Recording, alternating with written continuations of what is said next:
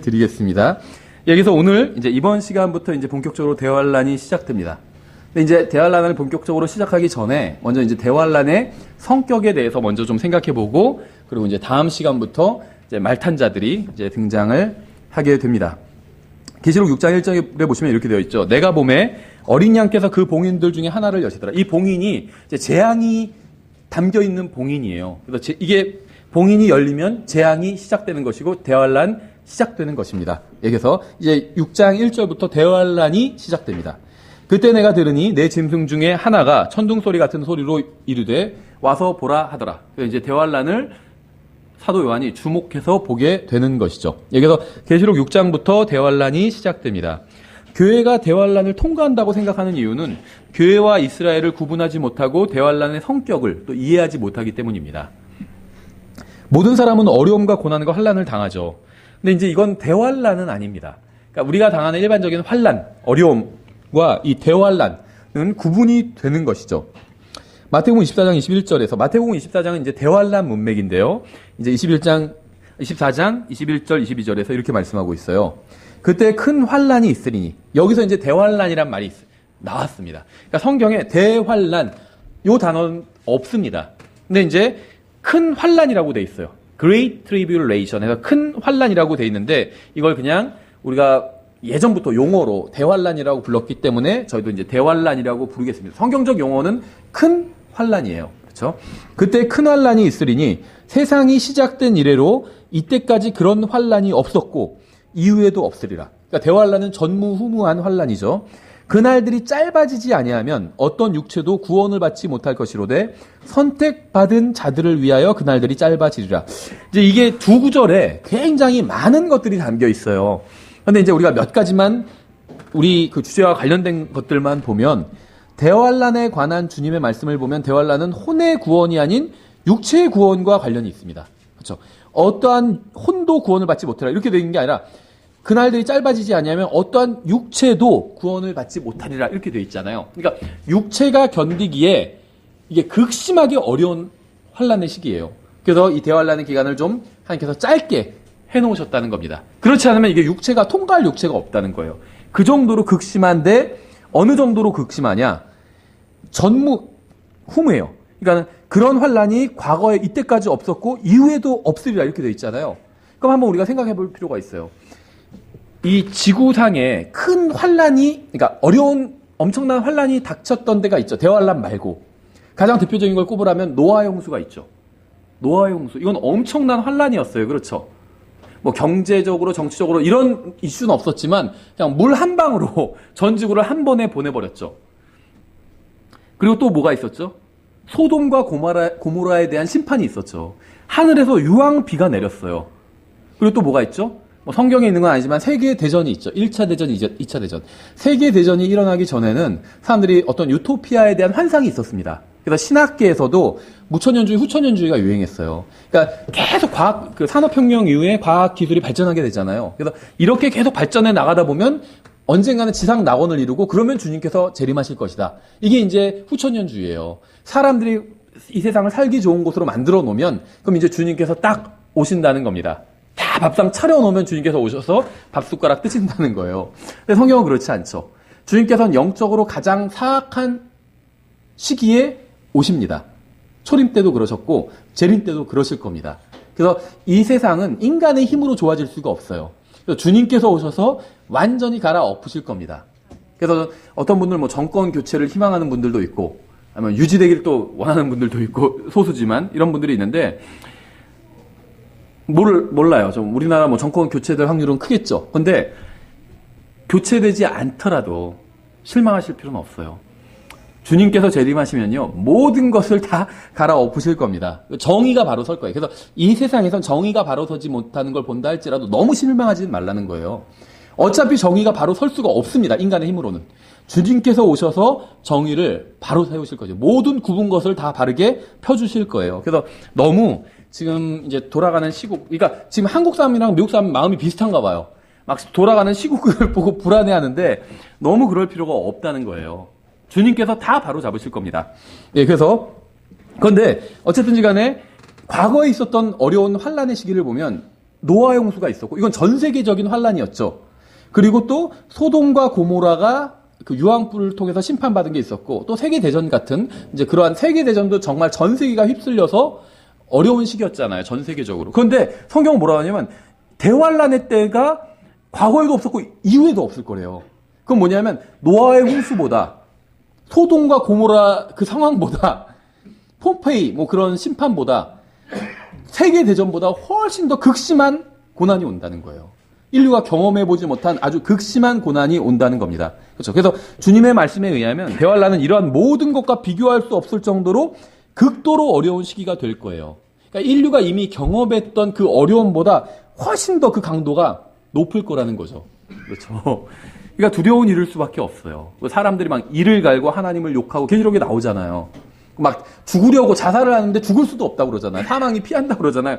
그럴 수밖에 없는 그 때가 온다는 겁니다.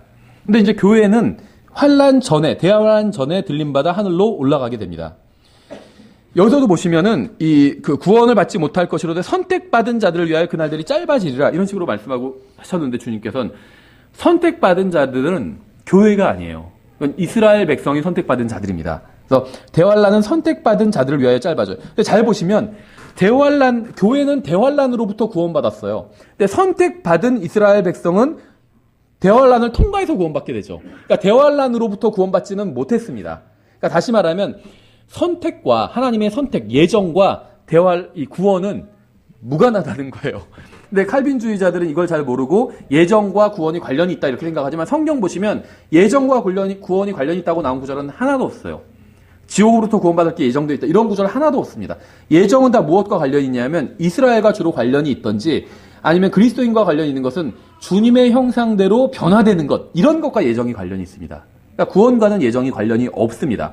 그러니까 선택받은 자들이 대환란을 통과하게 되잖아요. 대환란 전에 구원받지 못하고 오히려 그렇죠. 그래서 어떤 육체도 구원받지 못할 것이로되 선택받은 자들을 위하여 그날들이 짧아지라. 그러니까 구원받지 못한 사람들이 대환란을 통과하게 되는데 그 중엔 선택받은 사람들도 있다는 거예요.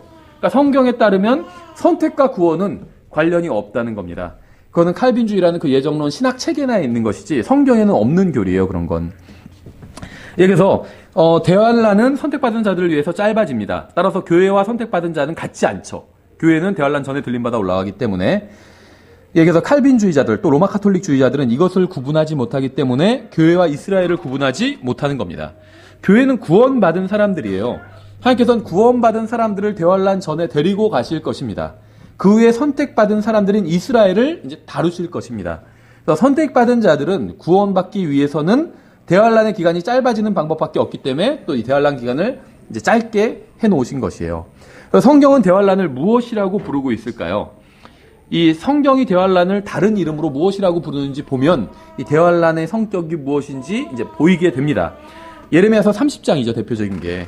예레미야서 30장 4절부터 7절에 보시면 이렇게 되어 있어요. 또 주께서 이스라엘과 유다에 관하여 하신 말씀들이 이러하니라.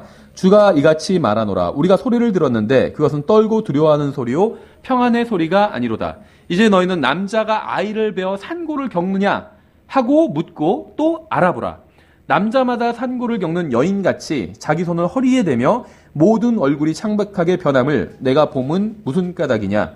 아 슬프도다. 그날이 커서 그것과 비길 날이 없나니 그날은 곧 야곱의 고난의 때로다. 그러나 그가 그 고난에서 구원을 받으리로다. 그날이 커서 그것과 비길 날이 없나니. 아까 마태복음 24장에서 예수님께서 하신 말씀과 일치하죠. 그 환난 날은 이때까지 없었고 이후에도 없으리라 그러셨잖아요. 근데 예레미야서에서는 그날이 커서 그것과 비길 날이 없다. 똑같은 말이에요. 주님께서 하신 말씀과 똑같은 말이죠. 이 대환란의 날과 다른 날들은 비교가 안 된다는 거예요. 워낙 극심한 고통이 나기 때문에. 근데 어느 정도로 고통이 극심하냐? 산고를 치르는 것 같이. 남자가 아이를 낳는 것처럼 그렇게 힘든 일이다. 그렇죠. 그러니까 남자들도 이런 어려움을 겪게 된다는 거예요. 아이를 낳는 건 여자만 낳게 되는 거잖아요. 근데 대환란 때는 남자들도 그러한 고통을 겪게 된다는 거예요. 생각해 보세요. 그 아이를 낳는 그 고통이 한두 시간만 지속돼도 이거는 정말 힘들거든요. 근데 그게 대환란 기간 내내 지속된다고 생각을 해보세요. 그 고통은 이루 말할 수 없는 고통이라는 거죠. 그렇죠. 저도 제가 낳을 수는 없으니까 직접 체험해 본 적은 없지만 간접 체험한 적은 있거든요. 저희 첫 아이 낳을 때 이제 같이 있었어요. 계속 초아다닐 때 진통을 굉장히 많이 했는데 자매가 정말 힘들었습니다. 다신 경험하고 싶지 않을 정도로 너무 힘든 그 시간이었어요. 거의 12시간을 같이 그렇게 있었는데 1분간 진통 오고 다시 멈췄다가 1분 오고 그게 한 거의 제가 정확히 기억 안 나는데 뭐 한 10시간 가깝게 계속 그랬어요. 그래서 잠도 못 자고 둘이 계속 깨어서 진통 오면은 같이 막 그러다가 진통이 없으면 뻗어서 자요. 진통 오면 다시 깨요. 그 1분 2분인데 계속 반복했는데 진짜 이거는 못하겠다 그런 생각이 들더라고요. 그래서 근데 그게 대환란 기간 중에 계속된대요. 근데 이 대환란 때 이제 그렇게 산고를 겪는 것 같은 그런 극심한 고통을 당하게 되는데 대환란과 비길 수 있는 날은 없다 이렇게 말하고 있고 그 대환란의 다른 이름을 성경은 야곱의 고난의 때다 이렇게 부르고 있다는 거죠. 그래서 여기서 이제 대환란의 성격을 우리가 알 수 있다는 겁니다. 야곱의 다른 이름은 이스라엘이잖아요. 그래서 야곱과 이스라엘은 같아요. 그렇지, 같은 이름이에요. 야곱이 이제 육신적으로 행할 땐 성경에서 야곱이라고 부르고 야곱이 하나님께로부터 이스라엘이라는 이름을 새로 받았잖아요. 그런데도 그 이후에도 야곱이라고 부를 때가 있거든요. 성경은. 그러니까 야곱이 육신적으로 행할 땐 야곱이라고 불러요. 그 영적으로 행할 땐 이스라엘이라고 부르시거든요. 같은 이름이에요. 같은 대상, 같은 사람을 둔 같은 이름입니다. 그래서 이 야곱의 고난의 때는 이스라엘의 고난의 때입니다. 그러니까 이 대환란의 성격을 알 수가 있겠죠. 그래서 교회는 대환란으로부터 구원받아 대환란 전에 들림받아 올라가고 이스라엘은 대환란을 통과해서 구원받게 됩니다. 에녹은 대홍수 전에 구원받았고 노아는 대홍수를 통과해서 구원받은 것과 같다고 말씀을 드렸죠.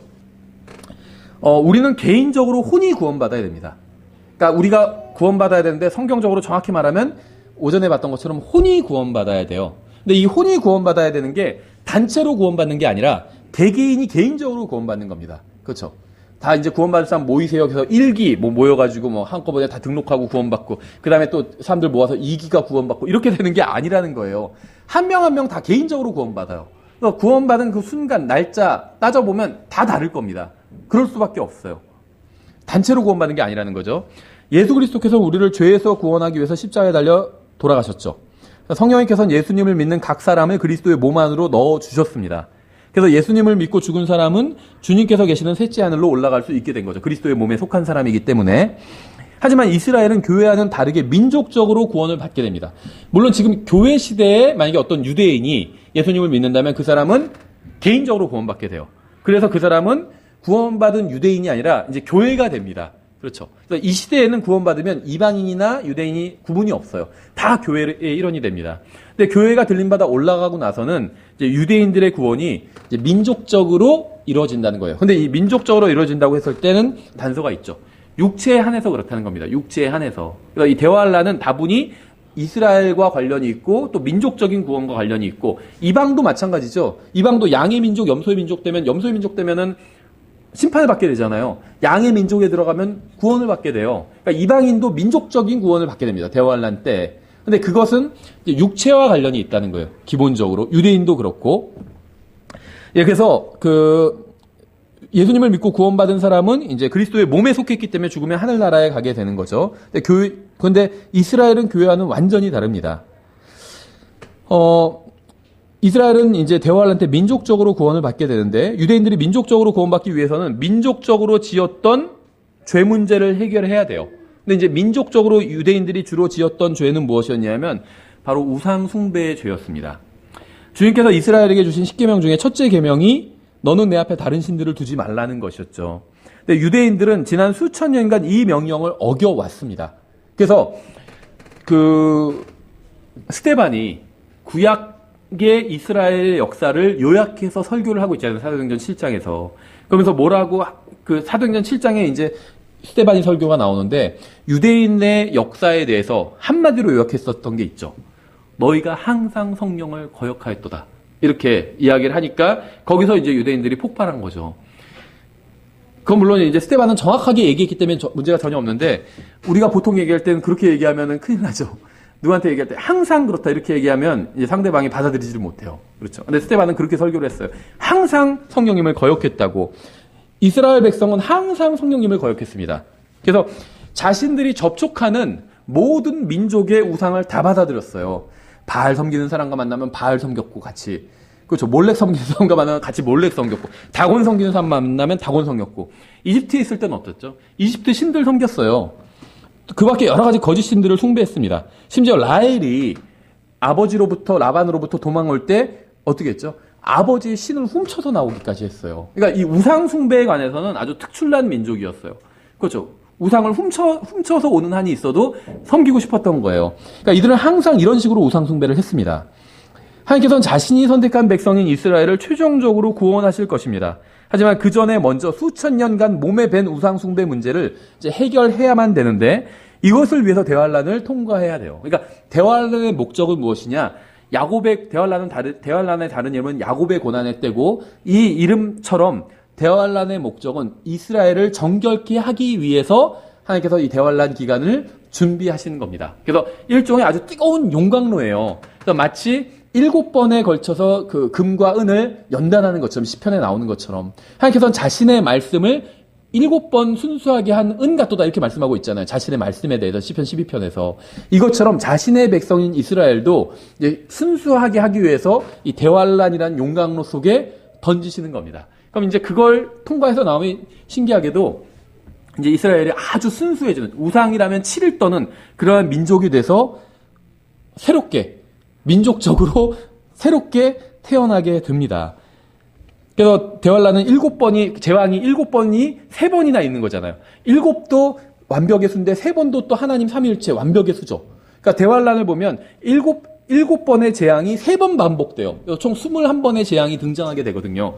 이것이 다 목적이 이스라엘을 정결하게 하기 위해서 하나님께서 준비해 두신 것이라는 거 우리가 볼 수가 있습니다. 이 대환란은 짐승의 형상을 숭배하는 등 지금까지 비교할 수 없을 정도로 강력한 우상 숭배의 시기가 될 거예요. 이스라엘은 계속 우상 숭배를 계속 해왔습니다. 그런데 이 대환란 기간은 그러니까 고통도 가장 극심한 기간이지만 그것뿐만 아니라 우상 숭배가 극에 달하는 기간이에요. 전 세계적인 어떤 지도자가 등장을 해서 짐승의 그 지도자의 형상을 만들고 거기에 우상 숭배를 하게 만드는 거예요. 그러니까 가장 극심한 우상 숭배 시기가 될 겁니다. 그래서 이때는 우상을 섬기기를 거부하면 죽임을 당하게 되겠죠.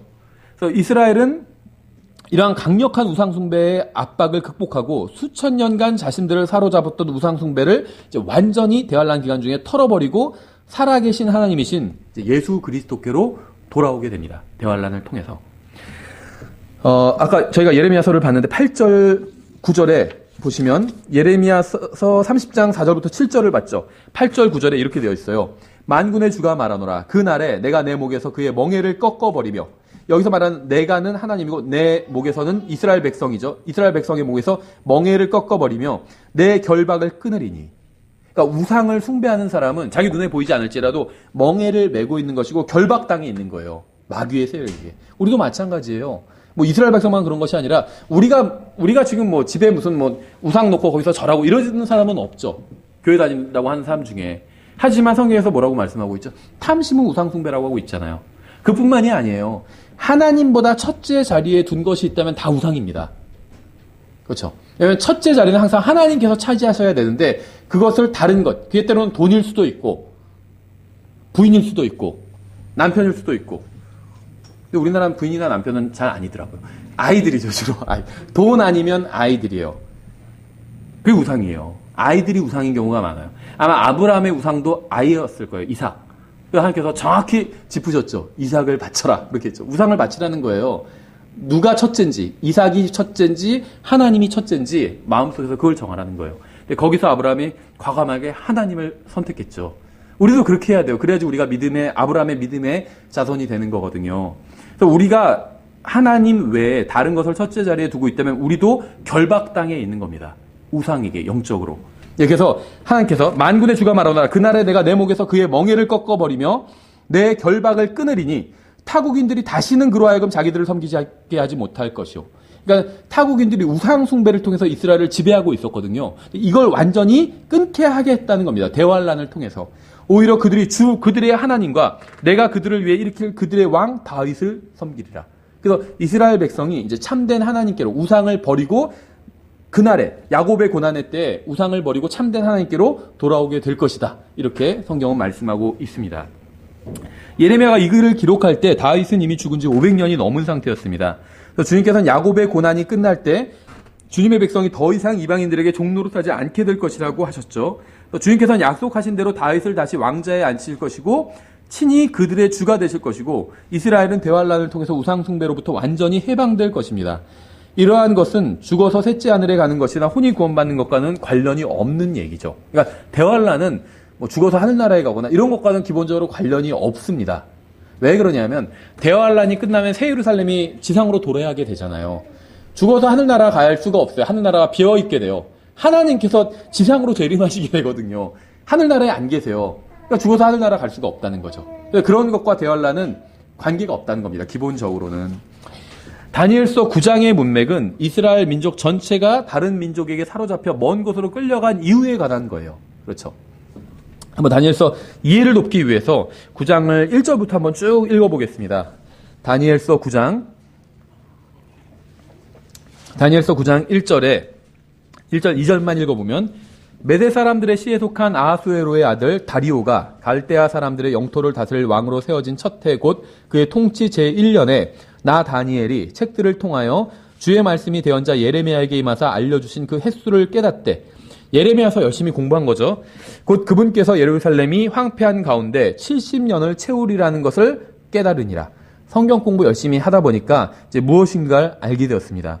주님께서는 예레미야를 통해서 이스라엘 백성이 바벨론으로 끌려가 70년간 포로 생활을 하다가 다시 고국으로 돌아오게 될 것을 약속하셨어요. 그리고 다니엘이 이제 그 사실을 성경 공부를 통해서 깨달은 거예요. 다니엘은 예레미야서를 공부하면서 이러한 때가 왔다는 것을 깨달았습니다.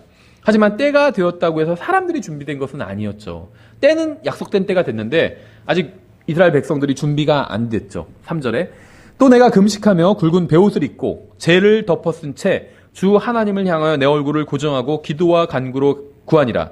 내가 주 내 하나님께 기도하고 자백하며 이르기를 오 주여 하나님을 사랑하고 하나님의 명령들을 지키는 자들에게 언약을 지키시며 긍휼을 베푸시는 크고 두려우신 하나님이여. 신약 성경은 한 번도 그리스도인들에게 굵은 베옷을 입고 죄를 덮어쓴 채 기도하라고 말씀하신 적이 없습니다. 이건 신약 성경 그리스도인들과 관련이 없어요. 이 굵은 배와 죄는 애곡과 죽음을 상징합니다. 굵은 배는 애곡, 죄는 죽음을 상징해요. 죄는 다 타버리고 없는 거잖아요. 죽음을 상징해요. 우리는 영원한 생명을 받았고 주님의 기쁨에 동참하는 사람들입니다. 그러니까 우리가 하나님의 호의를 구하기 위해서 슬퍼하거나 울부짖거나 그럴 필요가 없다는 거예요. 또한 다니엘은 크고 두려우신 하나님께 간구했습니다. 하나님은 예수님을 믿고 구원받은 사람들에게는 아버지가 되세요. 주님께서는 우리에게 담대히 은혜의 왕자로 나아오라고 말씀하셨습니다. 우리는 다니엘과는 완전히 다른 입장에 있어요. 다니엘은 하나님의 호의를 받기 위해 하나님께 뭔가 간구하기 위해서 죄를 뒤집어 쓰고 막 굵은 베옷을 입고 그러고 그래야만 했습니다. 그렇게 회개해야만 됐지만 우리는 언제든지 하나님께 용서를 구하고 아버지께 은혜의 왕자 앞으로 언제든지 담대하게 나아갈 수가 있는 거예요. 완전히 우리와 입장이 다르다는 거죠. 또 다니엘은 하나님의 명령과 관련이 있는 언약에 대해서 언급하고 있어요. 하지만 우리는 이러한 종류의 언약을 주님과 맺은 적이 없습니다. 우리는 주님과 개별적으로 언약을 맺은 것이 아니라 회개하고 예수 그리스도를 믿어서 하나님의 자녀가 되었고 영원한 생명을 얻게 되었습니다. 교회는 명령을 지킨다는 언약을 하나님과 맺은 적이 없어요. 사랑으로 하나님을 섬기는 거지, 동기가. 어떤 이 명령을 지키지 않으면 어떤 벌을 받기 때문에 하고 이런 게 아니라는 거예요. 그렇죠. 교회는 그런 것과 어떤 의무와 관련이 없어요. 왜냐하면 우리는 주님과 종과 주인의 관계가 아니라 아버지와 자녀의 관계이기 때문이에요.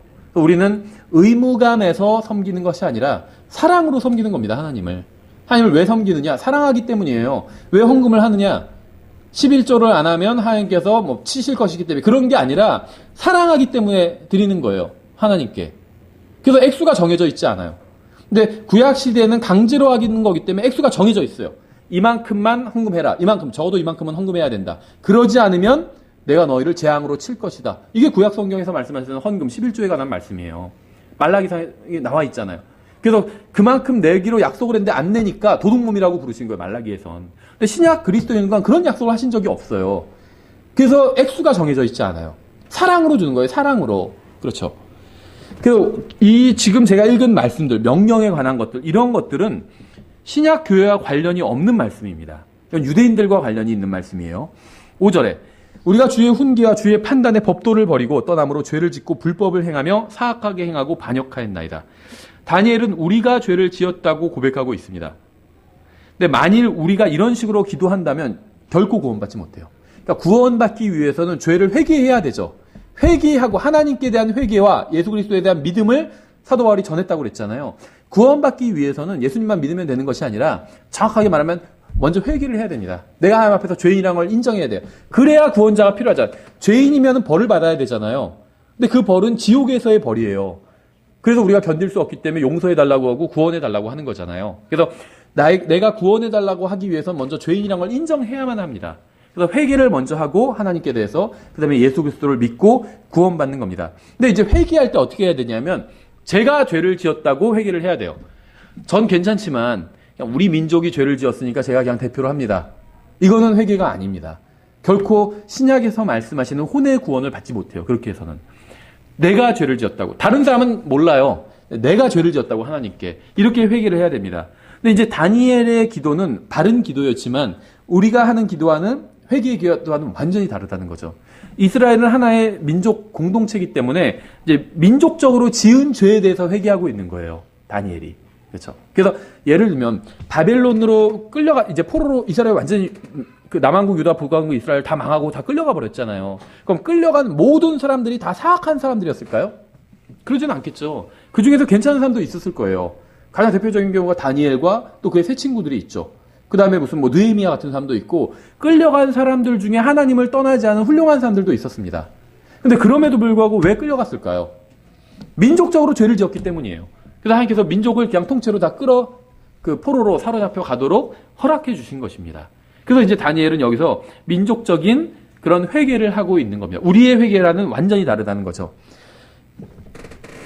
우리는 우리가 죄를 지었다 이렇게 고백하지 말고 제가 죄를 지었습니다. 이렇게 고백해야 됩니다. 우리는 각자 개인적으로 주님 앞에 나와서 죄를 자백하고 용서를 구하고 예수님을 개인적으로 구원자로 받아들여야 됩니다. 이제부터 예수님이 우리 집안의 구원자다. 이렇게 선포하면 안 돼요. 그렇게 하는 게 뭐 나쁜 건 아니겠지만 마음은 충분히 이해하지만 그건 잘못된 선포입니다. 우리 집안의 구원자인지 그건 알 수 없어요. 다 집안 개개인의 구성원들이 개인적으로 예수님을 구원자로 받아들여야 돼요. 그렇죠. 대신 뭐 할 수가 없다는 거죠. 아버지가 야 너 그냥 예수님 믿는 걸로 오늘부터 간주하겠다 이렇게 할 수 없다는 거죠. 개인적으로 자식들도 개인적으로 믿어야 된다는 거예요. 그래서 신약 시대에는 예수님과 개인적인 관계를 맺는 겁니다. 근데 구약 시대 이스라엘은 이제 주님과 이스라엘 민족 전체적으로 민족적으로 관계를 맺게 됩니다. 이게 바로 교회와 이스라엘의 중요한 차이점 중 하나라는 거죠. 그래서 우리는 개인적으로 예수님을 믿고 그분의 몸 안으로 들어가지만 대환란 때 이스라엘은 민족적으로 회개하고 주님께로 돌아오게 됩니다. 그래서 교회는 죄를 지은 각자가 주님 앞에 나와서 용서를 구하고 관계를 회복해야 됩니다. 6절 또 우리가 주의 종 대언자들이 주의 이름으로 우리의 왕들과 우리의 통치자들과 우리의 조상들과 그 땅의 온 백성에게 말한 것에 귀를 기울이지 아니하였나이다. 예전에 이스라엘 민족 가운데선 대언자가 나와서 왕들과 통치자들과 조상들에게 또 백성들에게 하나님의 말씀을 제대로 가르쳤다는 거죠. 그런데 이 백성들이 하나님의 말씀을 거부했다는 겁니다. 거기에 대해서 지금 회개하고 있는 거죠. 이거는요 이스라엘을 제외한 그 어떤 민족에게도 해당될 수 없는 말씀입니다. 우리 민족에도 해당이 안 돼요. 어떤 분들 자꾸 한 민족을 막 특별하게 생각하시는 분들이 있어요. 그래서 우리나라 신학 중에는 단군에 자손할 때 단군이 단지파에서 나온 거다 이렇게 주장하는 분들 있어요. 실제로. 예. 단지파가 왜 그런 얘기 하냐면 단지파가 창세기 보면 갑자기 사라지게 되거든요. 왜 사라졌냐? 이게 한반도로 온 거다. 이렇게 가르치는 사람들이 있어요. 성경적으로 전혀 관련이 없죠. 전혀 관련이 없어요. 미국에선 더 황당한 신학도 있어요. 유대인들이 10지파가 사라져버렸잖아요. 유다, 베냐민 지파만 남았거든요. 그 사라진 지파들이 미국으로 가가지고 미국에서 뭐 개척했다 막 이런 것도 있는데 그것도 다 성경에 없는 그 거짓된 잘못된 이야기들입니다. 어쨌든지 간에 우리나라는요 하나님과 관계가 없던 민족입니다. 그렇죠. 대언자가 나와서 우리 백성들을 가르친 적이 없어요. 그렇죠. 미국도 마찬가지고 7절에 오 주여 의인은 주께 속하고 이날과 같이 당황한 얼굴은 우리에게 속하되 곧 유다 사람들과 예루살렘 거주민들과 가까운 데나 먼 데 있는 모든 나라에 온 이스라엘에게 속하다이다. 그들이 주를 대적하며 범법한 그들의 범법으로 인해 주께서 그들을 두루 그 나라들로 쫓아내셨나이다. 오 주여 우리가 주께 죄를 지었사온즉 당황한 얼굴은 우리와 우리의 왕들과 우리의 통치자들과 우리의 조상들에게 속하며 비록 우리가 주 우리 하나님께 반역하였을지라도 그 긍휼과 용서는 그분께 속하나이다. 그러니까 하나님의 말씀을 믿지 않으면 당황하게 됩니다. 그렇죠. 우리가 또한 주 우리 하나님의 음성에 순종하지 아니하여 그분께서 자신의 종 대언자들을 통해 우리 앞에서 세우신 그분의 법들 안에서 걷지 아니하였나이다. 참으로 온 이스라엘이 주의 율법을 범하고 심지어 그것을 떠나서 주의 음성에 순종하지 아니하였으므로 하나님의 종 모세의 율법에 기록된 맹세와 저주가 우리 위에 쏟아졌사오니 이는 우리가 그분께 죄를 지었기 때문이니이다. 본문이 이스라엘 민족에게 주신 말씀이라는 데는 이론의 여지가 없죠. 이스라엘 얘기입니다. 이건 세계 어느 민족에게도 해당되지 않는 얘기예요. 제가 지금 읽은 본문은. 다니엘은 유대인이었고 이방인들에게 포로로 끌려갔었고 이제 다시 약속의 땅으로 돌아가기를 간절히 바라고 있습니다. 그래서 그는 하나님 앞에서 민족적인 율법과 민족적인 언약을 범한 민족적인 죄를 자백하고 약속의 땅을 향한 민족적인 귀향을 원하고 있었던 거예요. 왜 갑자기 다니엘이 이런 기도를 하고 있냐면 예레미야서를 공부해 봤더니 70년간 바벨론 포로로 쫓겨나간 이후에 다시 돌아오게 된다는 말씀을 찾아낸 거예요. 그래서 다시 돌아가기 위해서 어떻게 해야 되죠? 그러니까 이스라엘 백성이 민족적인 죄를 지으면 땅에서 쫓겨나게 되죠. 그러니까 개인이 죄를 짓는 것 갖고 쫓겨나는 게 아니라 민족적으로 죄를 지으면 쫓겨나게 됩니다. 그래서 이스라엘 백성이 민족적으로 하나님을 버렸잖아요. 왕부터 백성까지 다 버렸잖아요, 하나님을. 그래서 결국 끌려간 거거든요. 그런데 딱 보니까는 이제 하나님께서 벌 주시기로 한 데가 70년이에요. 그렇죠. 그러니까 마치 우리가 잘못하는데 너 몇 대 맞을래? 그렇게 묻는 것처럼 화끈하게 한 대만 맞겠습니다. 꼭 이런 학생들이 있어요. 예전에. 그렇죠. 근데 벌써 그 맞기로 한 게 끝난 거예요. 그럼 이제 회개하면 돌아올 수 있는 거예요. 그렇죠. 그래서 이제 회개를 하고 있는 겁니다. 이제는 하나님께서 주기로 한 벌을 다 받았어요. 그러니까 회개하면 회복될 수가 있는 거예요. 그래서 그거를 이제 성경 공부를 통해서 깨닫고 나서 이제 회개를 시작하고 있는 겁니다. 그래서 이제 민족적인 회개를 막 하고 있는 겁니다. 그래서 본문에서 다니엘은 단 한 번도 자신의 혼을 구원해 달라거나 죽으면 하늘나라에 갈 수 있게 해달라거나 영적으로 성장시켜 달라거나 이런 기도를 한 적이 없어요. 그러니까 우리의 기도와는 완전히 다른 기도를 하고 있다는 거죠. 그는 하나님께서 민족을 정결하게 해주셔서 민족에게 약속하신 땅으로 민족 전체가 돌아갈 수 있게 해달라고 간구하고 있는 겁니다. 12절 그분께서 큰 재앙을 우리 위에 내리사 우리와 우리를 재판하던 우리의 재판관들을 치시면서 하신 자신의 말씀들을 확증하셨사오니 온 하늘 아래에서 예루살렘에서 일어난 일 같은 것은 일어난 적이 없었나이다. 모세의 율법에 기록된 대로 이 모든 재앙이 우리에게 임하였음에도 불구하고 우리는 우리의 불법들에서 돌이키고 주의 진리를 깨닫기 위해 주 우리 하나님 앞에서 기도하지 아니하였나이다. 이스라엘 백성은 수많은 이교도의 공격을 받았고 번번이 그들을 섬겼습니다. 한두 번이 아니죠. 외세의 침략을 많이 받았어요. 재판관 사사기에도 많이 나와 있고 그다음에 다른 그 역사서에도 많이 나와 있죠. 근데 그들은 이런 일을 겪을 때마다 단 한 번도 자신들의 죄를 회개하지 않았고 그저 자신들의 군대가 침략자들을 대적할 수 있는지만 생각했습니다. 그렇죠. 하지만 다니엘은 문제의 본질을 파악했어요. 성경을 연구하면서 문제의 본질을 파악한 거예요, 다니엘이. 이스라엘 백성이 먼 곳으로 끌려온 이유는 군사력이 약해서가 아니라 하나님의 말씀에 순종하기를 거부했기 때문이었다는 그 사실을 알아낸 거예요. 엄청난 진리를 알아낸 거예요. 다니엘 전에는 다 그걸 몰랐어요. 지면은 우리가 군사가 좀 약해서 졌다 이렇게 생각을 한 겁니다. 근데 다니엘은 그게 원인이 아니라는 걸 깨달았어요. 하나님의 말씀에 순종하지 않았기 때문에 끌려간 거지 군사력이 약해서 끌려간 게 아니었다. 그걸 깨달은 거죠. 만약 그들이 하나님께서 주신 율법에 순종하고자 하는 마음을 가지게 된다면 주님께서는 그들을 회복시켜 주실 것이다. 이런 사실까지도 깨달은 것입니다. 또 다니엘은 자신의 민족이 고난당하는 이유가 적의 막강한 군사력 때문이 아니라 민족의 죄 때문이라는 문제의 핵심을 파악했던 겁니다. 그래서 주님 앞에서 민족의 죄를 이제 자백하고 있는 거예요.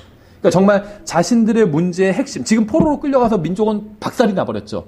그러니까 군사력이라고 할 것도 없어요. 근데 그게 문제라고 생각을 안 한 거예요. 자신들의 민족의 문제는 바로 죄를 지어놓고 하나님 앞에서 자백하지 않는 거라는 그 사실을 깨달은 겁니다. 그래서 문제의 본질을, 민족의 가장 큰 문제의 본질을 다니엘이 해결하고 있는 거예요. 대표를 해서. 14절에 그러므로 주께서 그 재앙을 지켜보시다가 그것을 가져와 우리에게 임하게 하셨사오니 즉 우리 하나님께서는 친히 행하시는 모든 일에서 의로우시나이다. 우리가 그분의 음성에 순종하지 아니하였나이다. 오 강한 손으로 주의 백성을 이집트 땅에서 데리고 나오시고 이날과 같이 스스로 명성을 얻으신 주 우리 하나님이여 이제 우리는 죄를 지었고 사악하게 행하였나이다. 본문은 주님께서 이집트에서 구출해 오신 백성에 관한 말씀이죠. 다른 민족에 관한 말씀이 아니라는 거예요. 이집트에서 구출받은 적이 없는 민족은 이 말씀과 직접적으로는 아무런 관련이 없습니다. 그렇죠. 교회 다니는 많은 사람들이 교회가 이스라엘을 계승했다고 생각하고 있어요. 이것이 바로 교회가 대환란을 통과한다고 생각하는 가장 큰 이유입니다. 저는 이집트에서 구출된 적이 없습니다. 저는 저의 죄로부터 개인적으로 구원받았어요. 존 칼빈은 로마 카톨릭 사제였던 제롬의 사상을 연구한 로마 카톨릭 사제였습니다. 그러니까 칼빈이 다 형편없다는 게 아니라 칼빈이 한 훌륭한 일이 분명히 있었습니다. 성경은 바른 성경을 선택했어요. 로마 카톨릭 성경, 개혁 성경을 버리고 제네바 성경을 선택했죠. 바른 킹제임 성경 나오기 전에 그 킹제임 성경의 선구자격인 성경이 제네바 성경이에요. 바른 성경이에요. 칼빈은 바른 성경 사용했어요. 루터 마찬가지죠. 카톨릭 성경 버리고 루터 성경 사용했어요. 루터 성경 킹제임 성경과 같은 성경이죠. 제네바 성경 킹제임 성경과 같은 패밀리에 속한 같은 계열의 성경이에요. 그러니까 칼빈이 훌륭한 점이 분명히 많이 있었습니다. 하지만 로마 카톨릭 사제였고 평생 로마 카톨릭 교리를 믿던 사람이기 때문에 한계가 있었다는 거예요. 한계가. 다 잘못됐다는 게 아니라. 그렇죠. 이 칼빈의 가장 치명적인 잘못은 무엇이었냐면 교회가 이스라엘을 계승했다고 믿는 것이었습니다. 이게 카톨릭의 공식 교리예요. 교회가 이스라엘을 계승한다. 그렇죠. 그래서 세례를 통해서 예정받았다는 사실을 확증할 수 있다고 생각했습니다. 성경에는 없는데 자기가 혼자 그렇게 생각한 거예요. 카톨릭 교리를 믿고. 그래서 그는 구약의 이스라엘과 신약의 교회가 같다고 생각했지만 성경은 단 한 번도 그렇게 말씀하신 적이 없습니다. 그래서 우리는 율법이나 언약을 가지고 있지는 않지만 예수 그리스도를 소유하고 있기 때문에 죽으면 그분께서 계시는 하늘나라로 올라가게 되는 것입니다. 그래서 예수님을 소유한 사람은 율법이나 언약을 가져야 될 필요가 없고 대환란을 통과해야 될 이유가 없다는 거죠. 그러니까 지금 이 시대에 우리에게 필요한 건 단 하나예요. 무엇이냐면 바로 예수 그리스도입니다. 율법, 언약 이런 거 없어도 돼요. 예수님만 소유하고 있으면 모든 문제가 다 해결됩니다. 그러니까 우린 그분을 계속 붙들고 있어야 돼요. 그렇죠? 16절 오 주여 간청하옵나니 주의 모든 의에 따라 주의 분노와 주의 경노를 돌이키사 주의 도시 예루살렘 곧 주의 거룩한 산에서 떠나게 하옵소서. 우리의 죄들과 우리 조상들의 불법들로 인하여 예루살렘과 주의 백성이 우리의 사방에 있는 모든 자들에게 치욕거리가 되었나이다. 오 우리 하나님이여 그러하은즉 이제 주의 종의 기도와 그의 간구를 들으시고 주를 위하여 주의 얼굴이 황폐한 주의 성소에 빛을 비추게 하옵소서. 오 나의 하나님이여 주의 귀를 기울여 들으시며 주의 눈을 여사 우리의 황폐함과 주의 이름으로 불리는 도시를 보시옵소서. 우리가 우리의 의로 인하여 주 앞에서 우리의 간구를 드리지 아니하고 주의 크신 긍휼로 인하여 간구를 드리나이다. 오 주여 들으소서. 오 주여 용서하소서. 오 주여 주의 귀를 기울이시고 행하소서. 오 내 하나님이여 주를 위하여 지체하지 마옵소서. 주의 도시와 주의 백성은 주의 이름으로 불리나이다. 그리스도인들은 어떤 도시를 바라보며 살아야 될까요? 어떤 도시? 우리에게는 이 세상에서 바라볼 도시가 없습니다. 우리는 이 세상에 속하지 않은 새 예루살렘을 바라보면서 살아갑니다. 우리는 이 세상에, 우리의 도시는 황폐하지 않아요. 여기서 지금 유대인들은 자기네 도시가 황폐하다고 고백했죠. 예루살렘은 황폐하게 되었잖아요, 실제로. 근데 우리의 도시는 황폐하지 않습니다. 대기 오염도 없어요. 범죄도 없습니다. 우리의 도시는 완벽한 도시예요. 새 예루살렘이에요. 우리의 도시는 원수들이 공격하거나 점령하지도 못합니다. 그렇죠. 본문은 이 세상에 속한 도시인 예루살렘에 관해서 진술하고 있어요. 그래서 이거는 그리스도인에 관한 진술이 아니라는 겁니다.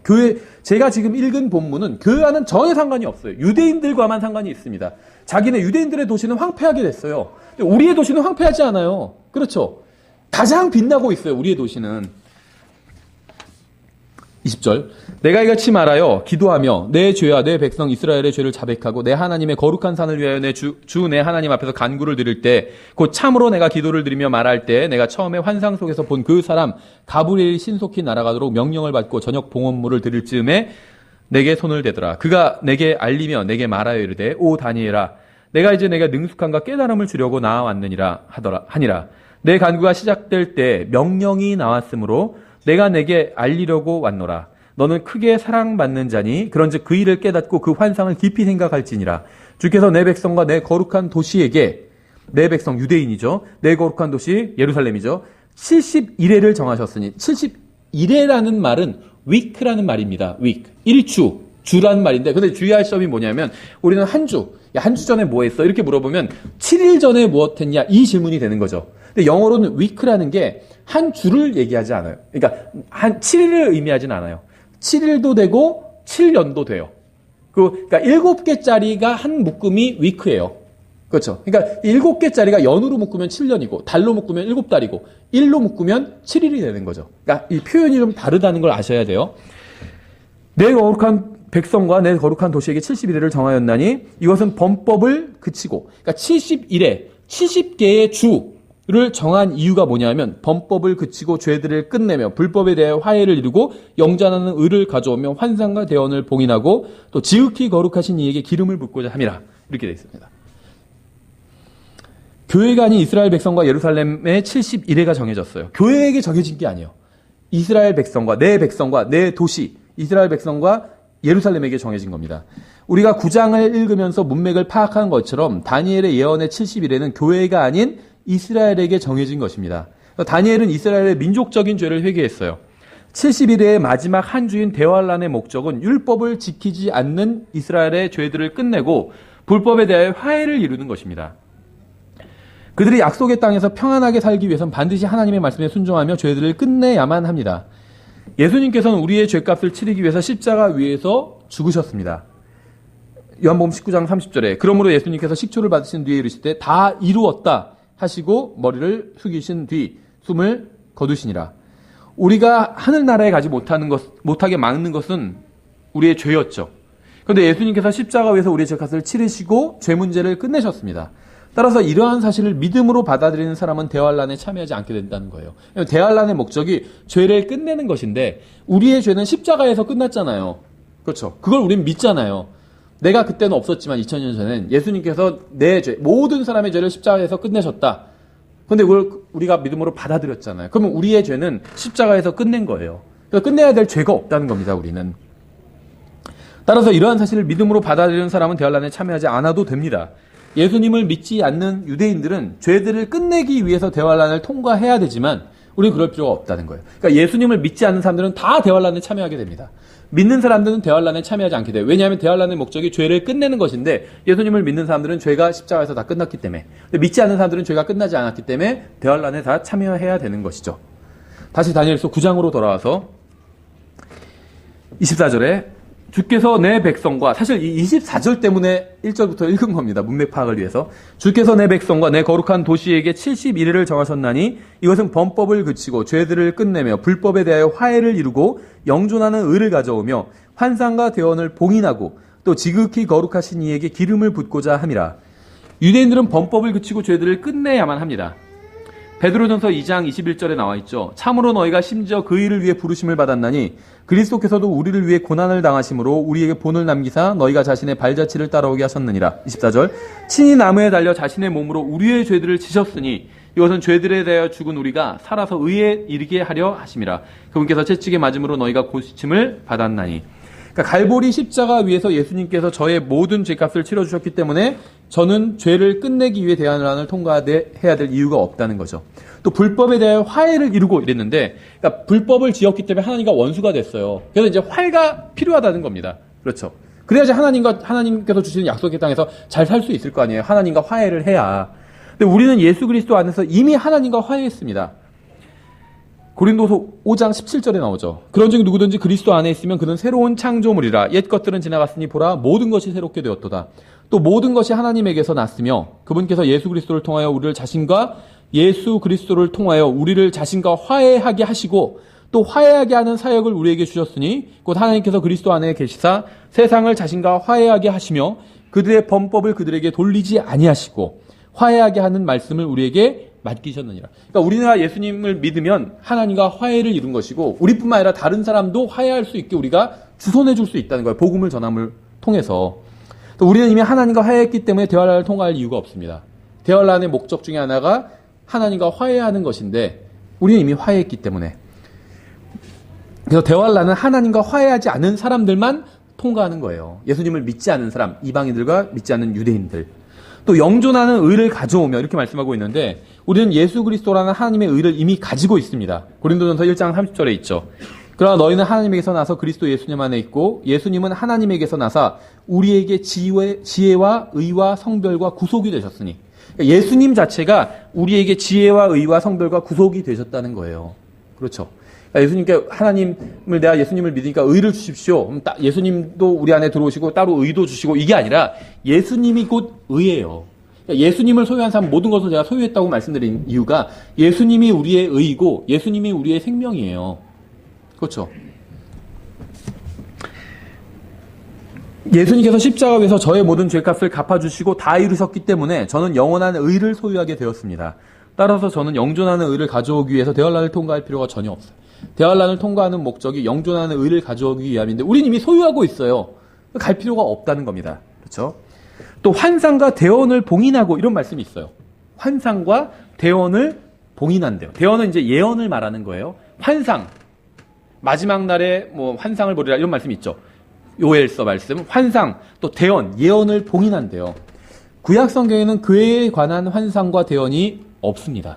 그렇죠? 따라서 우리는 환상과 대언을 봉인하기 위해서 대환란을 통과할 이유가 없습니다.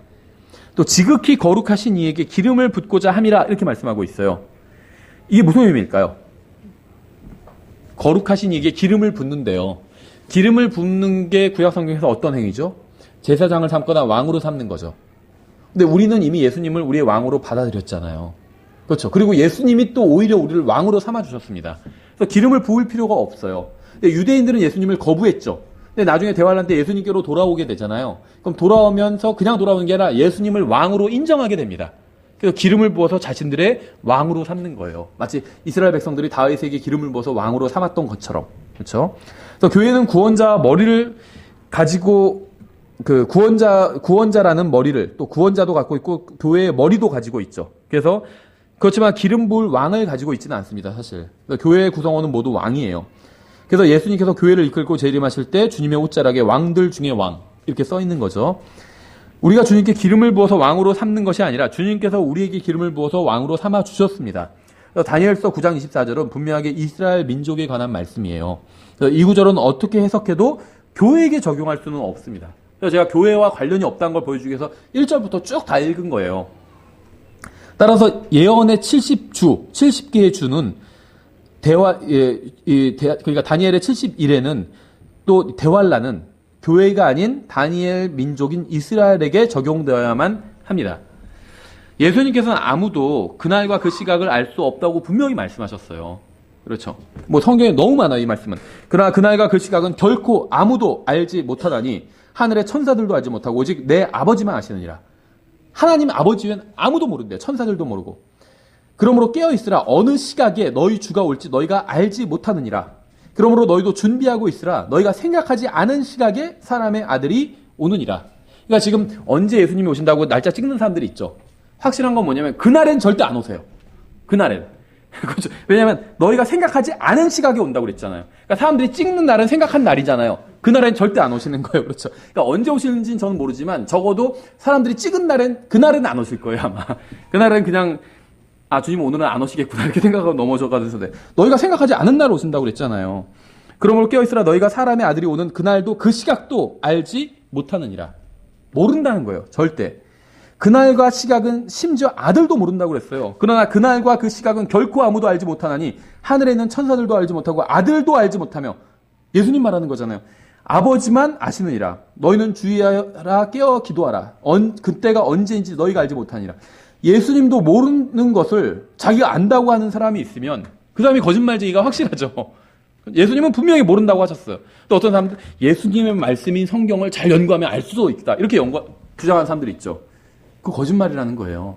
예수님 모른다고 하셨잖아요. 예수님도 모르는데 예수님도 모르시는 걸 자기가 안다고 주장하면 그럼 그 사람이 거짓말하는 거죠.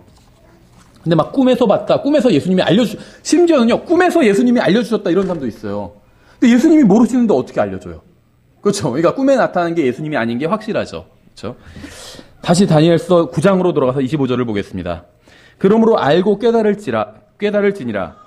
즉 예루살렘을 회복하고 건축하라는 명령이 나가는 때로부터 이제 여기서 이제 이 70일에 계산하는 그 시점이 시작됩니다. 즉 예루살렘을 회복하고 건축하라는 명령. 나가는 때로부터 통치자 메시아에게 이르기까지 7이레와 62이레가 있으리니 심지어 곤란할 때의 거리와 성벽이 다시 건축될 것이며, 이렇게 말씀하고 있죠. 이게 굉장히 중요한 말씀이에요. 무슨 말이냐 하면 이스라엘 백성들에게 예언의 70개의 주를 주셨습니다. 70개의 주. 그런데 그 70개의 주가 어떻게 이루어져 있냐면 예루살렘을 회복하고 건축하라는 명령. 지금 이스라엘은 다 망했죠. 예루살렘 다 무너져 버렸어요. 그러니까 이거를 회복하고 건축하라는 명령이 나가는 때로부터 통치자 메시아에 이르기까지 7이레와 62이레가 있대요. 그럼 70개의 주 중에 7개와 62개 더하면 69개가 되잖아요. 그래서 69개의 주가 지나간대요. 그러니까 예루살렘을 건축하라는 명령부터 통치자 메시아가 끊어질 때까지. 무슨 말이죠? 예수님이 십자가에 달려 돌아가실 때까지가 69개의 주가 지나게 된다는 겁니다. 그럼 몇 개의 주가 남죠? 하나의 주가 남아요. 이게 바로 대환란 주간이라는 겁니다. 그렇죠? 여기에 대해서 이제 설명을 좀 더 드릴게요. 그러니까 예루살렘을 건축하라는 명령이 나가는 때로부터 7일에 61일에 즉 69일에가 지난 후에 남은 마지막 한 주가 바로 대환란 기간이 됩니다. 그래서 여기서 문제가 되는 것은 예루살렘을 회복하고 건축하라는 명령이 나가는 때를 언제로 잡아야 되느냐 그러면 이게 문제가 된다는 거죠. 그러니까 성경은 상징적으로 말씀하고 있다고 분명하게 밝히는 부분이 아니라면 항상 문자적으로 해석해야 됩니다. 그런데 이제 왜 제가 이런 말씀을 드리냐면 70개의 주라고 말씀드렸죠. 그런데 이 한 주, 위크라고 했을 때 한 주가 7일인지 7달인지 7년인지 알 수는 없다고 그랬죠. 문맥에 따라서 정해야 되는데 그 이제 문맥을 읽어봐도 이게 지금 다니엘서 9장 25절만 보면 알 수가 없어요. 그럼 이제 어떻게 알 수 있느냐? 이스라엘에게 주신 말씀이기 때문에 하나님께서 유대인들에게 말씀을 주신 다른 말씀과 비교해 본다면 여기에 대해서 힌트를 얻을 수 있다는 거죠. 예를 들면 민수기 14장 33절에 이런 말씀이 있어요. 너희 자녀들은 너희의 행음을 짊어지고 너희 사체가 광야에서 소멸될 때까지 40년 동안 광야에서 헤매리라. 그러니까 이제 무슨 말이냐 하면 이스라엘이 죄를 지었을 때 하나님께서 어떻게 처벌하실 것인지 그 원칙을 알려주시는 거예요. 그렇죠? 너희가 그 땅을 탐지한 날수 곧 40일의 하루를 1년으로 환산하여 40년 동안 너희가 너희 불법들을 담당할지니 이로써 내가 약속을 깨트린 것을 너희가 알리라 하라. 무슨 말이냐면 이스라엘이 죄를 졌는데 40일 동안 지었습니다. 죄를.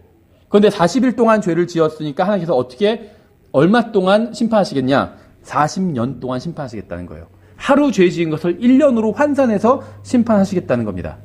이게 이제 유대인들을 향한 하나님의 징계의 원칙이에요.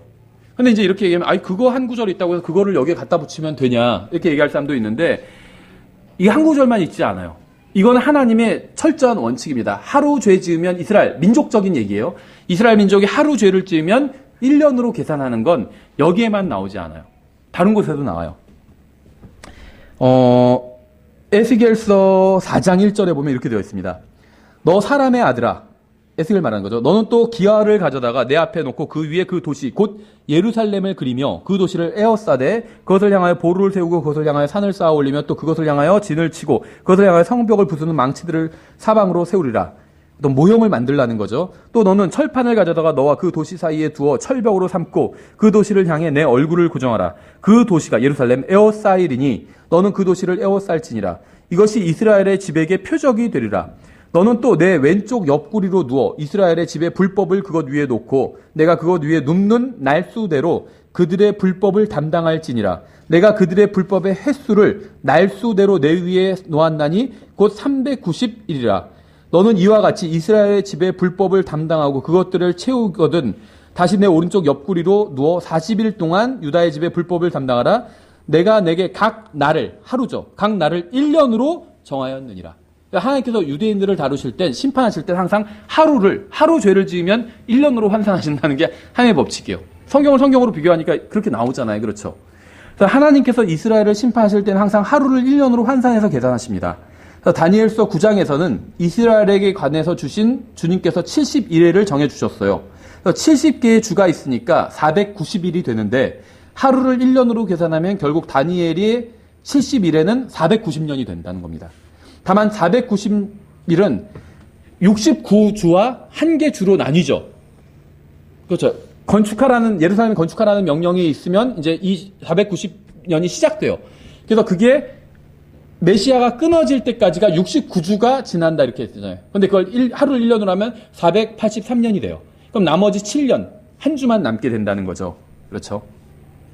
다니엘서 다시 9장으로 돌아와서 25절, 26절. 그러므로 알고 깨달을지니라. 즉 예루살렘을 회복하고 건축하라는 명령이 나아가는 때로부터 통치자 메시아에 이르기까지 7이레와 62이레가 있으리니 심지어 곤란할 때와 때, 거리와 성벽이 다시 건축될 것이며 62이레 뒤에 62이레. 그러니까 7이레와 62이레예요. 그래서 7이레 먼저 지나갔습니다.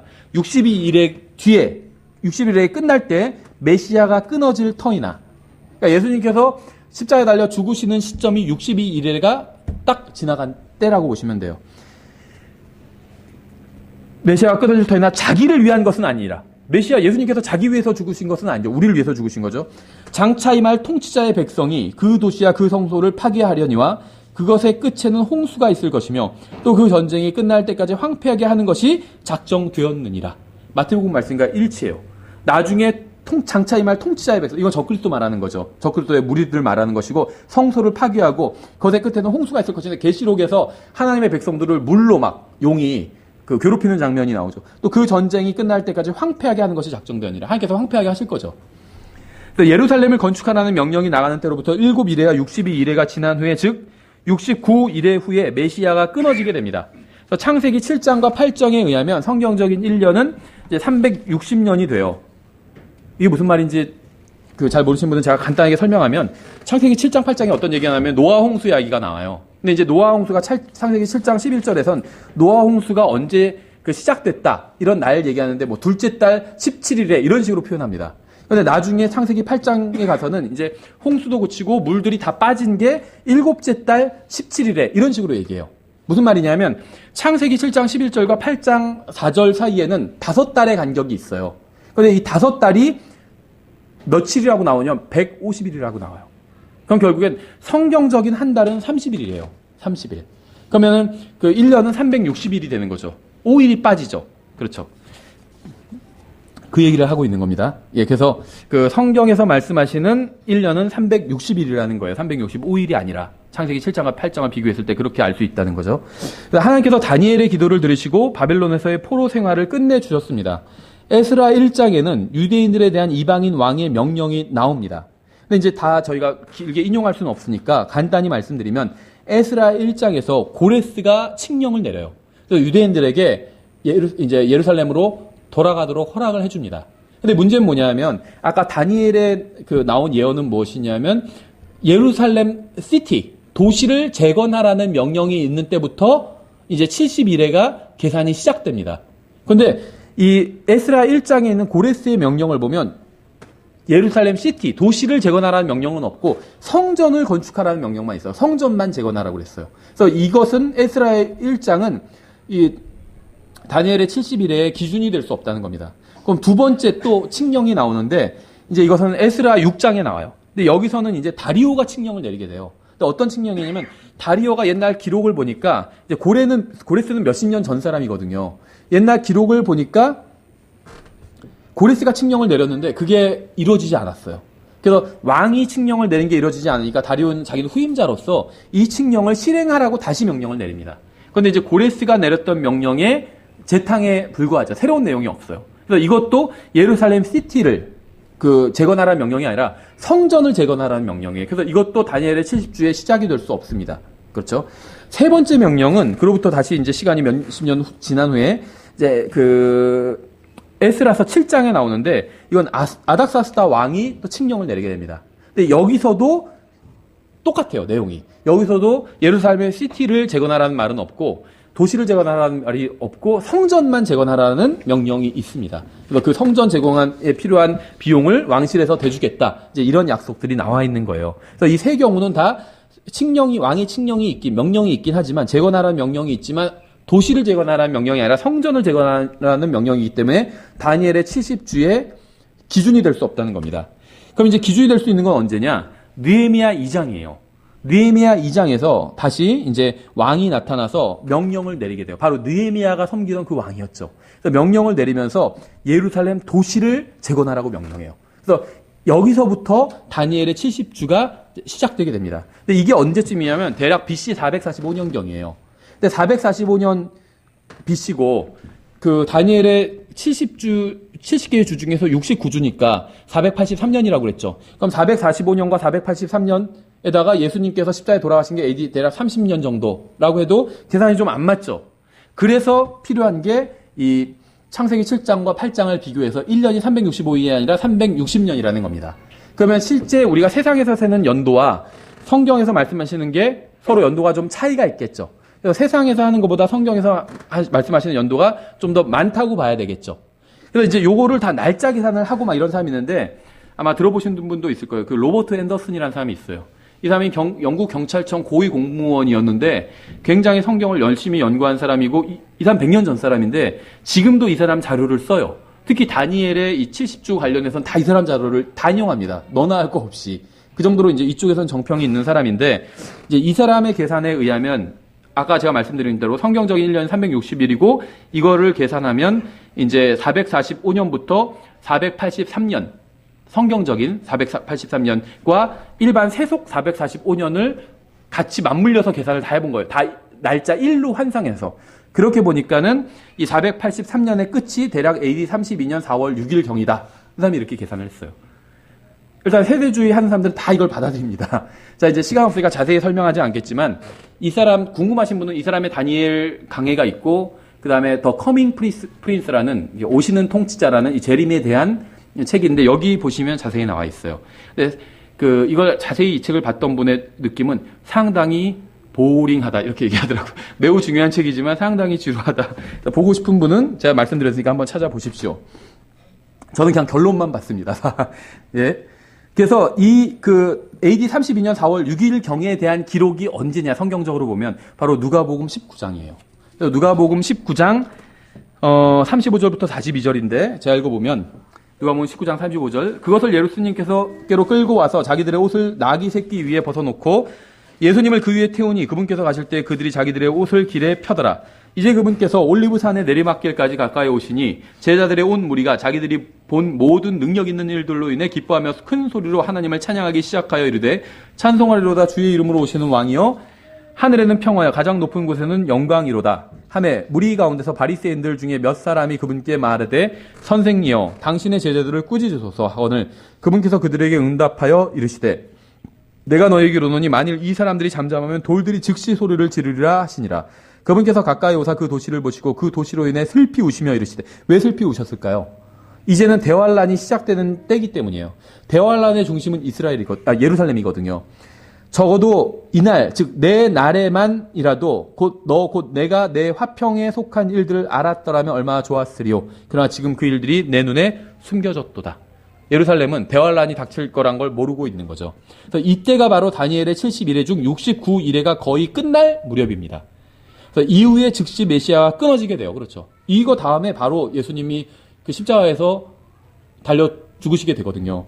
그래서 이후에 남은 것은 70번째 주인 7년 대환란만 남게 됩니다.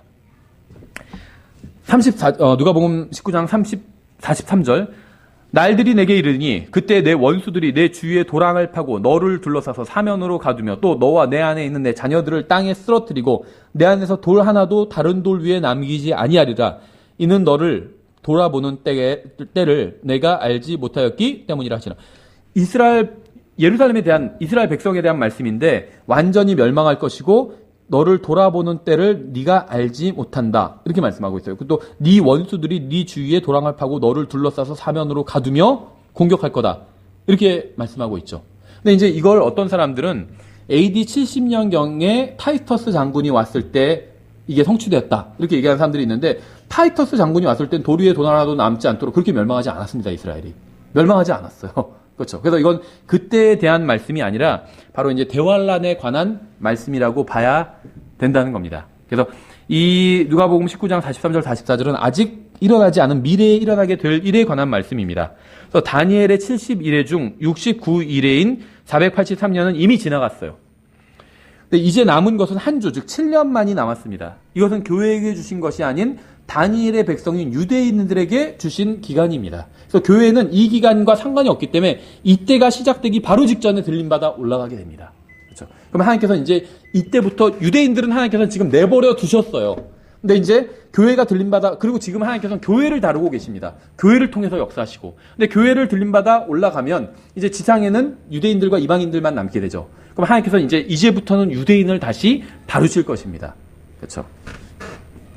유대인들은 예수님의 말씀을 거부하고 우상 숭배를 선택했습니다. 누가복음 19장 45절, 그분께서 성전에 들어가사 그 안에서 파는 자들과 사는 자들을 내쫓기 시작하시며 그들에게 이르시되 기록된 바 내 집은 기도하는 집이라 하였거늘 너희가 그것을 강도의 소굴로 만들었도다 하시니라.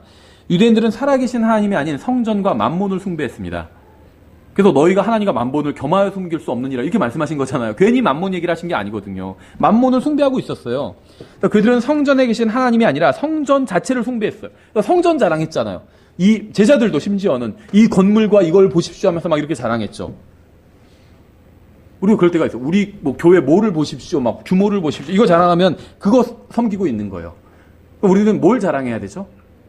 주님을 자랑하라고 했잖아요. 자랑하는 자는 주님을, 우리 하나님이 얼마나 훌륭한 하나님인지, 우리가 믿는 예수님이 얼마나 정말 훌륭한 예수님 구원자인지를 자랑해야 돼요.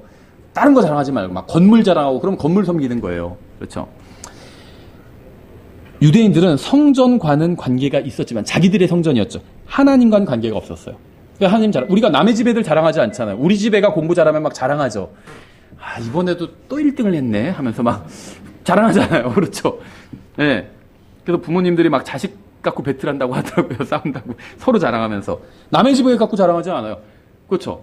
우리 옆집에는 전교 1등 했어. 이거 자랑 안 해요. 그게 무슨 상관이에요. 옆집 애가 그런 게. 그러니까 이스라엘 백성들은 하나님과 관련이 없었어요. 성전과만 관련이 있었어요. 그래서 막 성전 자랑하고 있는 거예요. 똑같아요. 우리도 우리가 섬기는 걸 자랑합니다. 여러분이 뭘 자랑하는지 한번 생각해 보세요. 다른 사람들한테. 돈 자랑하고 집 자랑하고 차 자랑하고 그거 섬기는 거예요. 하나님 섬기는 사람은 하나님 자랑해요. 여러분 하나님을 자랑하셔야 돼요. 하나님이 아닌 부동산을 숭배한다는 점에 있어서는 성전 부동산이잖아요. 대부분의 현대인들과 크게 다르지 않습니다. 이스라엘 백성들이. 똑같아요. 제일 좋아하는 것 부동산. 역사적으로 이스라엘도 그리고 이건 민족과 종파 무슨 역사를 초월합니다. 제일 좋아하는 건 다 부동산이에요. 그렇죠. 우리나라에서 가장 위대한 그 왕을 광개토 대왕이라고 하잖아요. 부동산을 가장 크게 확장한 대왕이잖아요. 그렇죠. 다 부동산을 숭배해요. 대환란 때 유대인들은 성전이 아닌 하나님을 찾고 섬길 겁니다. 이제 그땐 본질을 확인해요. 아, 성전이 중요한 게 아니다. 하나님께로 돌아오게 됩니다. 그리고 다시는 하나님보다 재물을 더 자랑하지 않게 될 겁니다. 그렇죠? 이제 마지막으로 저희가 한 가지 표현만 보지고 마치겠습니다. 성경에는 고통의 시작이라고 부르는 시기가 나와요. 이게 이제 마태복음 24장에 나오는데 6절에 또 너희가 전쟁들과 전쟁들의 소문을 들을 터이나 주의하여 불안해하지 말라. 지금 생각해 보세요. 유대인에게 하신 말씀이거든요. 그런데 불안해하지 말래요. 이 모든 일들이 반드시 일어나야 하되 아직 끝은 아니니라. 끝은 뭘까요? 대환란이에요. 그러니까 전쟁의 소문, 전쟁 이런 건요. 대환란과 관계가 없다는 겁니다. 어떤 분들은 이게 막 환란의 징조라고 그래. 전쟁이 일어나는 것, 뭐 요즘 뭐 큰 전쟁이 일어나고 이게 다 대환란, 주님 오실 때가 가까운 것 같아. 천만의 말씀이에요. 예수님께서 그렇지 않다고 하셨잖아요. 전쟁들과 전쟁들의 소문을 들을 터이나 끝이 아니니라 했잖아요. 끝은 대환란이에요. 대환란이 아니라는 거예요. 그거는. 그렇죠. 그러니까 전쟁과 전쟁의 소문은 대환란의 징조가 아닙니다. 왜 그럴까요? 이러한 일들은요. 역사적으로 보면 숱하게 일어났어요. 오히려 전쟁이 일어나지 않은 날이 거의 없어요. 인류 역사상 어떤 사람 뭐 정리한 거 보니까 뭐 일주일이 채 안 된다고 그러더라고요. 계속 전쟁이 일어났습니다. 그렇죠. 그래서 그거는 대환란의 징조가 될 수가 없어요.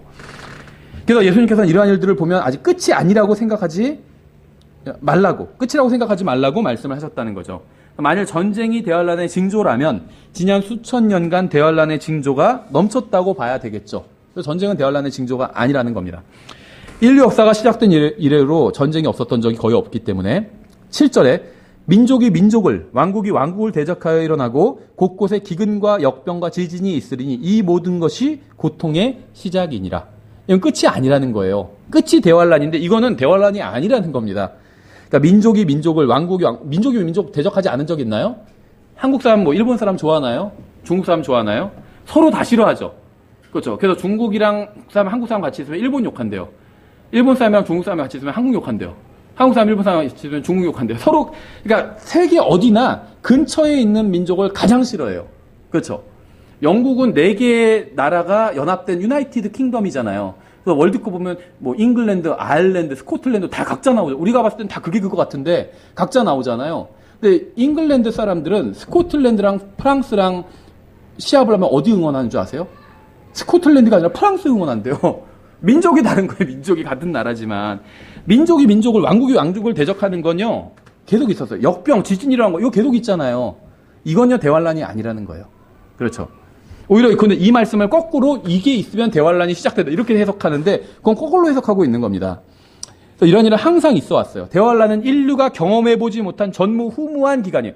노아의 홍수, 소돔과 고모라 심판, 이것보다도 더 극심한 게 대환란이에요. 그렇죠. 그래서 이러한 것들은 그냥 고통의 시작에 불과하다. 그렇죠. 매를 때리는데 막 아파 죽으려고 하면 너 아직 맞지도 않았어. 지금 이게 시작이야. 이렇게 얘기하죠. 이런 것들은 시작에 불과하다는 거예요. 대환란은요, 소돔과 고모라가 비교되지 않을 정도로 극심한 기간이에요. 그렇죠. 그래서 우리는 대환란이라는 말 자체도 생각해 볼 필요가 있습니다. 마태복음 24장 15절에 그런즉 대언자 다니엘을 통해 말씀하신 바, 우리가 오늘 다니엘서 9장 읽어봤죠. 황폐하게 하는 가증한 것이 거룩한 곳에 선 것을 너희가 보거든 누구든지 읽는 자는 깨달을지어다. 여기서 여러 가지 용어가 나오는데 이건 이제 다니엘서 9장과 11장, 12장에 기록된 내용을 지금 인용하고 있는 겁니다. 예수님께서. 21절에 그때 큰 환란이 있으리니 세상이 시작된 이래로 이때까지 그런 환란이 없었고 이후에도 없으리라. 그러니까 예언을 공부할 때에는 성경에 충실해야 됩니다. 성경에 의하면 가증한 것이 황폐하게 되는 것을 자초합니다. 그런데 가증한 것이 거룩한 것에 선대요. 거룩한 곳은 성전을 말하는 거예요. 가증한 것은 이제 적그리스도를 말하는 겁니다. 황폐하게 된다는 것은 심판을 말하는 거예요. 그래서 적그리스도가 성전에 서면 하나님의 심판이 시작되는 겁니다. 하나님의 심판이 뭐죠? 7가지 재앙, 21가지 재앙, 대환란이죠. 그래서 적그리스도가 성전에 서면 대환란이 시작된다는 겁니다. 이게 이제 대환란의 어떤 증표라고 볼 수가 있어요. 징조라고 볼 수가 있다는 거죠. 그래서 대환란은 짐승이 성전의 형상을 세워야 시작됩니다. 가증한 형상, 짐승을 상징하는 그 형상이 성전에 서야 돼요. 그러한 일이 일어나면 유대인들은 둘 중에 한 가지 반응을 보이게 될 겁니다. 주님의 말씀대로 산으로 도망하는 사람들이 있을 것이고 짐승의 형상 앞으로 가서 경배하고 짐승의 표를 받는 사람들이 나올 겁니다. 그렇죠? 결론적으로 말씀드리면 교회가 대환란을 통과할 가능성은 전혀 없습니다. 0%예요. 성경이 말씀하시는 대환란의 성격을 이해하면 교회가 대환란을 통과한다는 것은 불가능하다는 사실을 알 수 있습니다. 대환란은 어린 양의 진노예요. 하나님의 진노고. 근데 교회는 그리스도의 몸을 이루고 있어요. 어떻게 자기 머리가 자기 몸에게 화를 낼 수가 있어요? 없죠. 화날 때도 있어요. 물론. 그렇죠. 저도 거울 보면 배를 보면 화가 날 때도 있어요.